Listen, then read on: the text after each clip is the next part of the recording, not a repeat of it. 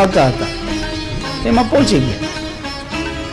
જ્યારે ત્યાં પહોંચી ગયા તો સરસ મજાની મીઠાઈ હોય, ભોજન આપવાવાળા તો પ્રેમથી ખવડાવતા હોય, એટલે સરસ મજાની જાત જાતની મીઠાઈ ને બધું એ બધું જોઈને બધા જમવા લાગ્યા.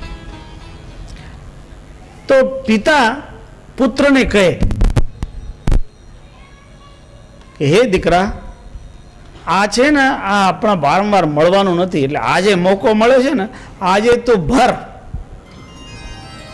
પરાન્નમ પ્રાપ્ય દુર્બુદ્ધે મા પ્રાણેશુ દયામ કુરુ પરાન્નમ દુર્લભમ મન્ને પ્રાણે જન્મની જન્મની. અરે તું તારા દેહની ચિંતા નહીં કર, તારો પ્રાણ જાય એની ચિંતા નહીં કર. આ કહે કે આ તો બહુ મુશ્કેલથી મળે છે.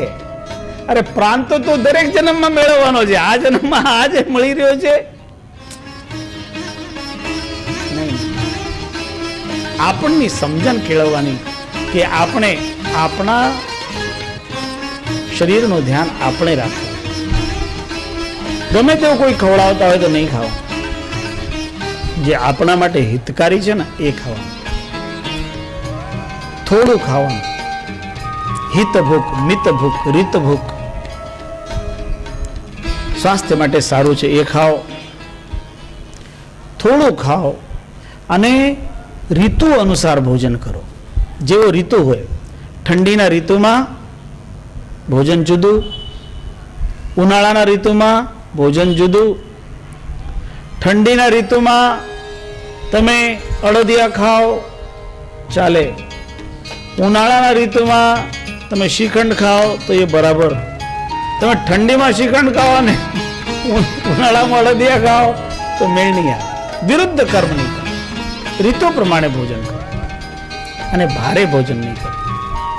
આપણે એવું આહાર લેવાનો જે આહાર આપણા સ્વાસ્થ્યને સારું રાખે અને એનાથી આપણે નિરોગ રહીએ.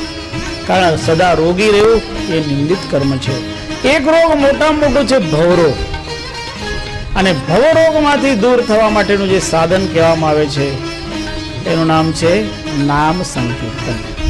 કલી में जीवन अल्प है करिए वेगी समार तप साधन ना हो सके केवल नाम आधार. થોડુંક નામ સંકીર્તન. સત્ય નામ ભજો, સત્ય નામ ભજો, સાચા સંત થવા સત્ય નામ ભજો, સત્ય નામ ભજો.